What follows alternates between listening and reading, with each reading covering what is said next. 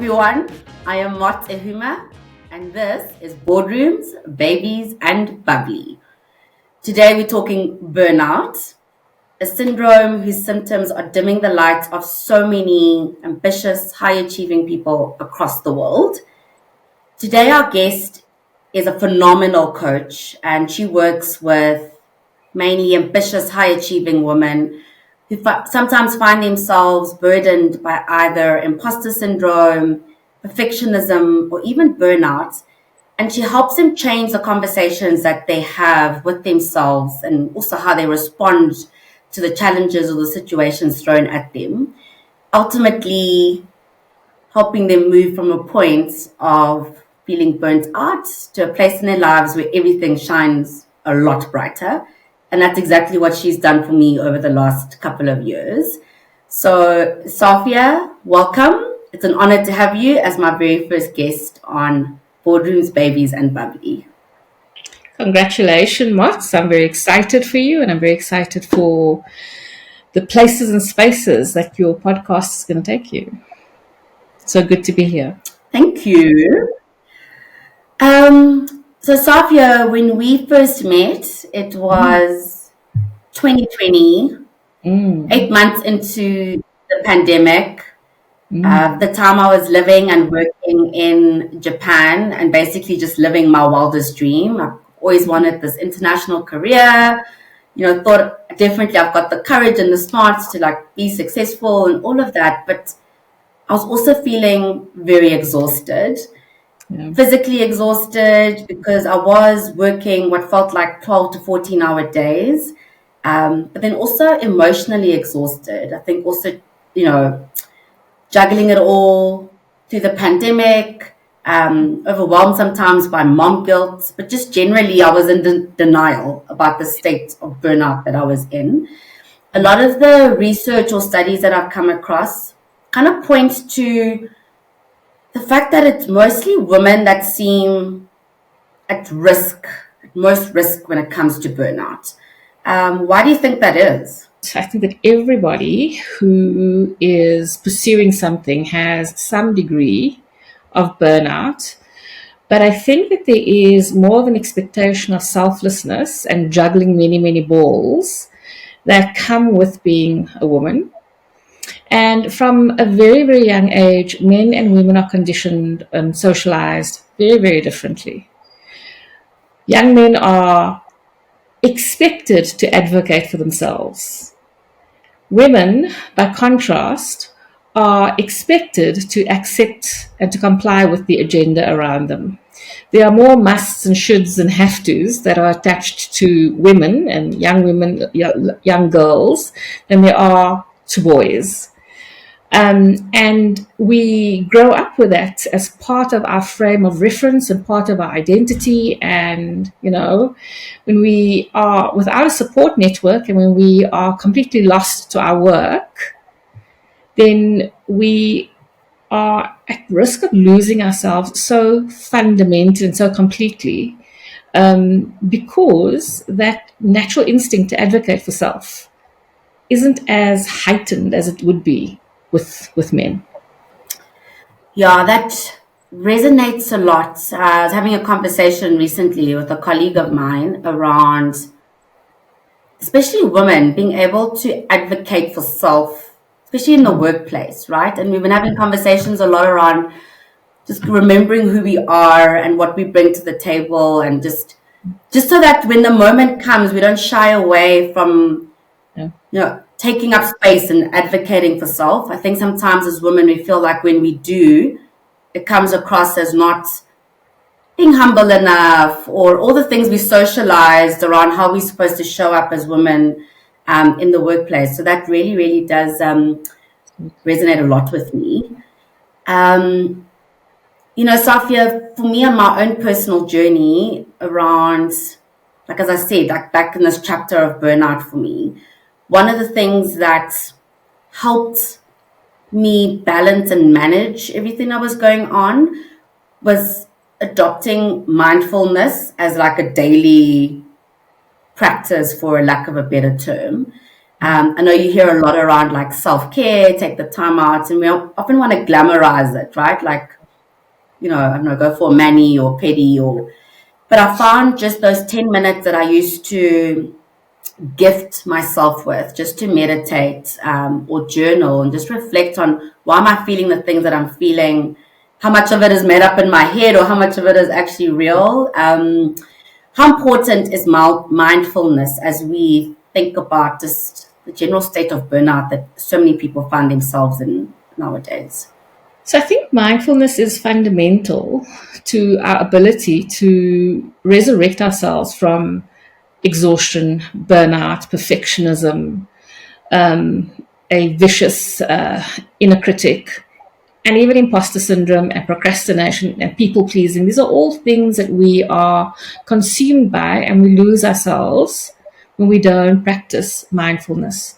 Now, I think we romanticize mindfulness a lot, and we have to be more careful about what we mean by self care.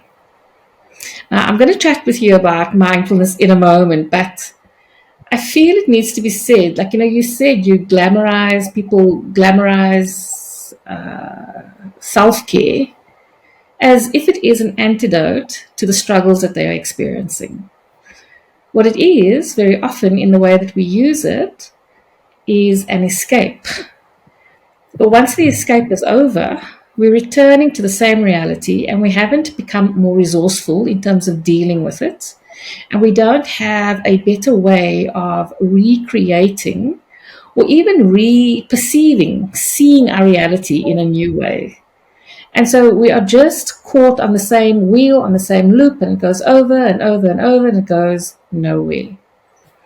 So we really have to start thinking of self-care as a mechanism to care for ourselves in the chaos, in the difficult times, in the times and places and spaces where we are experiencing struggle.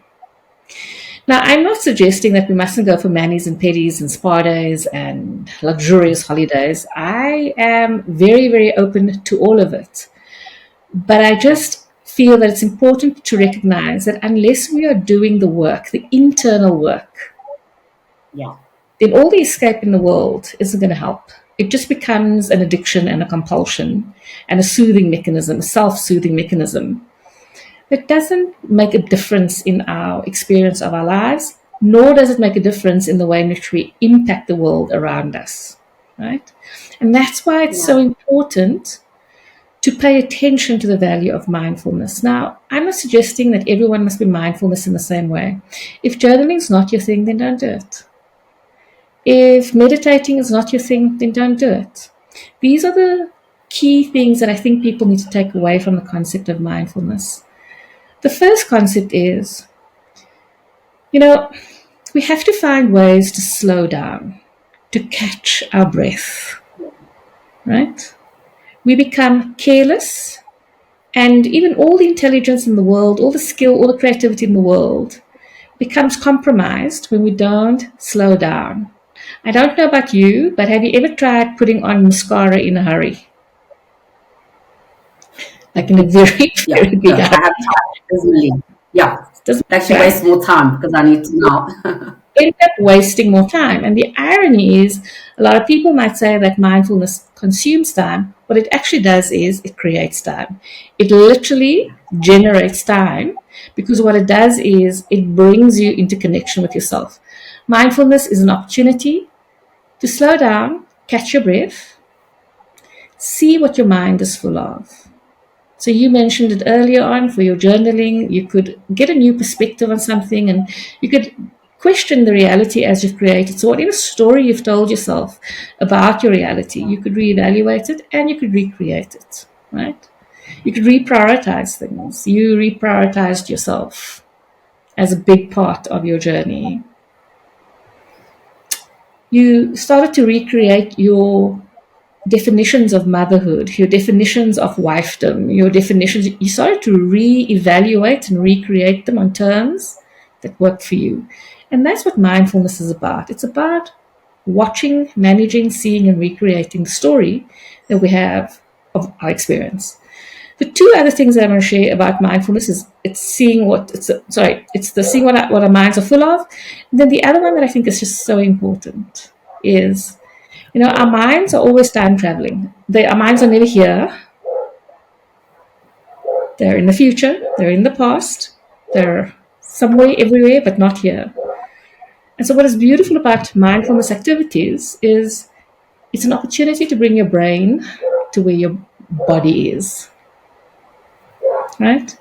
And the funny thing is, at the moment your brain, body, heart, soul, all those things are in one vicinity, stress drops away. Anxiety eases significantly. Like there is no anxiety in the now. It just doesn't exist, right? And so Yeah. mindfulness is really a way in which we resuscitate our energy, and it's a way in which we refocus and recreate our experience of our reality. And so I would advocate it for anyone. Whether mindfulness for you is gardening, walking the dog, playing with your kids, whatever it is, make time for it. It will get you Yeah. more time. 100%. And I think what these like moments of pause that we actually should just be gifting ourselves with allow Yeah, us to do is to grapple. I think I was sharing with you recently this like story that, well, not really a story, but it's like a fact around the moth. The fact that if you had to cut the cocoon open too soon, that moth wouldn't survive. It's only through like the grappling that the moth actually gains enough strength to be able to like survive in the world. And I think yeah, that's what actually, for me, these moments of pause, very uncomfortable at times, but what they force you to do is the grappling. And it's through the grappling that things start to become a little bit clearer, yeah, in terms of what it is that you value, what it is that is a priority to you in your life. yeah, The other thing that I've just also been, as you're talking, that came up, right, is around setting boundaries. So one of the things I've also had to learn is how to say no sometimes, which I'm still not always really good at because I take on quite a lot. Yeah, just talk to me a little bit about the importance of setting your boundaries and just the process of getting to a point where you know what those are, and yeah. how that could potentially help, in terms of minimizing the risk of burnout. I think that boundary setting is one of those personal mastery skills that is really, really precious in terms of creating the life that you really and truly want to experience. And I'm not talking about, grand lives that are like Instagram perfect. I'm talking about being in a relationship with yourself where you are feeling fully at home with yourself, where you're feeling on agenda, where you know that you've lived the life that you wanted to each and every single day, each and every single meeting, each and every single hour. I'm not talking about the macros. I'm talking about in the micros of your life. Are you aligned and are you consistent with your desires, with your intentions? So it's very hard for many women to actually know what those boundaries are, because when we are operating from an agenda that is cast for us, we typically are living in survival mode, right? And who knows what your boundaries are in survival mode? Because in survival mode, you are so dependent on the external world to let you know when you're okay and when you're not okay. You're people Mm, pleasing like crazy. Your perfectionism is on high alert. You're just doing stuff to make sure you're okay within your environment. So your decisions and your choices are made from the perspective of the dictates of your environment. It is so subtle. You might even feel like you're being choiceful, but the menu from which you are selecting your choices is already preset for you, right? So, one of the things that I really encourage people to do is to start exploring, what do you desire? What does thriving, what mm, does living well look, feel, sound like for you? You know, yeah. if you understand those desires, if you understand what it is that you really and truly want, then you can start thinking about those boundaries at a macro level. But it also starts giving you the sense of, I want more time for myself. I want to work normal hours. I want to work fewer hours, whatever it is. Then you start understanding what those boundaries need to be in the first place. You start Yeah. talking with people from a place of understanding that you're always negotiating boundaries. What is so important is that boundaries typically teach us the places inside of ourselves where we need to witness and see ourselves more, see our needs and our desires more. And it's typically showing us where we need more kindness and where we need healing. Because when our boundaries are low to non existent, it means that we're effectively giving away our power. Somebody else has the remote control to our life experience, right? And that's quite drastic.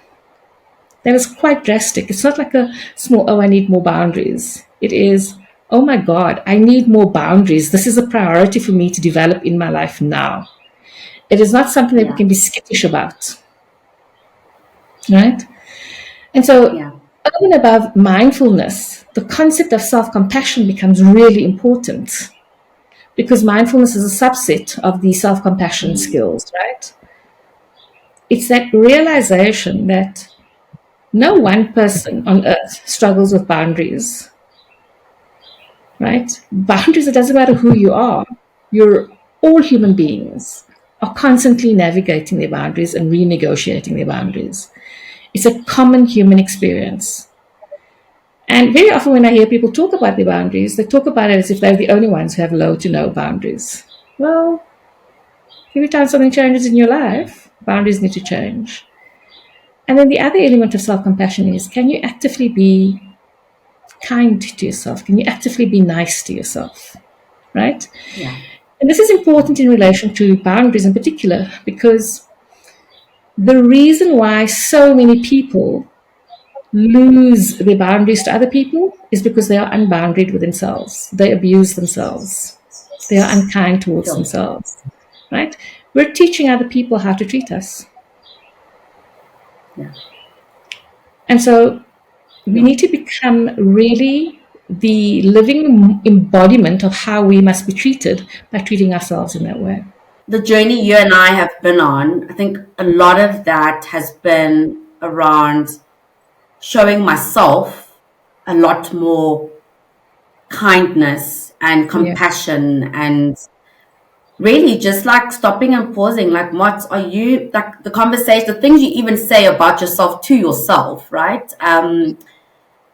Are those nurturing? Are those growing? And it's like, and being a mom as well, right? I always find myself always so kind and nurturing and encouraging to my daughter. And in those moments, I always just remind myself as well, do the same for And yourself, right? So I love that because that's just been the journey that I've been on. And I think the better I get at it, I just see the impact of yeah, that myself, how I show up for other people, how I even show up for myself as well. Um, yeah, and also just on this thing of compassion, as we think about our own leadership journeys within an organization or professionally, or even in our homes, um, being compassionate, being a compassionate leader yeah, makes such a difference. I've been lucky enough absolutely. in my career where I've had leaders around me that hold space and are compassionate. Doesn't matter what I'm going through, I can go to them, with my challenges, with my dreams and aspirations, and just having someone show up in a compassionate way for you in Yeah. the workplace, I think is such a game changer. So I just want to say, like, especially given that you bring leadership in, like, a lot of people think that compassion is about being soft and letting people off the hook. Compassion is actually the only way to drive real accountability, right? Accountability is about being vulnerable. Accountability is about showing up to the things that have gone wrong. Accountability is about, going up against the unknown and making things happen. And depending on what you're shouldering and how fit you are, how accountability fit you are, it can be really daunting, because the only thing any human being ever wants is to be well regarded by other human beings, especially in the workplace. And so we would do anything to avoid tarnishing our reputation and the perception that people have of us. And so then we start to compromise accountability. And the irony is that accountability has so much dependency on compassion, rather than, this pushing forward and this judgment that goes, and this persecution of people. At the end of the day, making ourselves safe allows other people to be safe, and the safer other people are around us, making ourselves safe with ourselves makes it easier for others to be safe with us. And self-compassion is how we do that. And the knock-on effect is both, humane towards other people, but it's actually also very profitable. Yeah, no. And that's like probably another conversation, right, that I'd love to have with you again on this podcast, just reflecting on even just the organization that I'm in right now, where there's a lot of focus on the compassion and just leading with heart, and ultimately how that also helps drive performance, right? So that resonates a lot. And yeah, Safiyyah, I think today, just in this chat, so many things are just brewing for me. And I think the things that have really just stood out for me is just this idea of mindfulness and gifting yourself with these moments of pause. The other thing as well is, like, as confronting as it may be, just go through the grappling, and try to understand, why is it that I'm feeling this negative emotion or entering this state of like burnout or stress? What are some of the drivers or like limiting beliefs that I have around the situation? I think that's something that's also just come up for me. But the highlight is just on this compassion, right? And self-compassion. And I think as we journey together, through boardrooms and babies and bubbly, I think it's probably a topic that we'll keep coming back to, because it's so foundational to like everything else that we do in terms of how we show up in the workplace, how we show up at home. So again, thank you so much for being our guest today, and I am certain we will have you back. As there's lots to unpack as we navigate our working lives, our home lives, and just ultimately striving to be our best selves, right? So thank you. You're welcome. This is so exciting. I'm looking forward to all the different episodes and learning more about making it in the world as a mom, as a woman, Yes. and as a leader. Thank you, Safiyyah. Yep. So thanks, everyone, and we'll catch you in our next episode of Boardrooms, Babies, and Bubbly.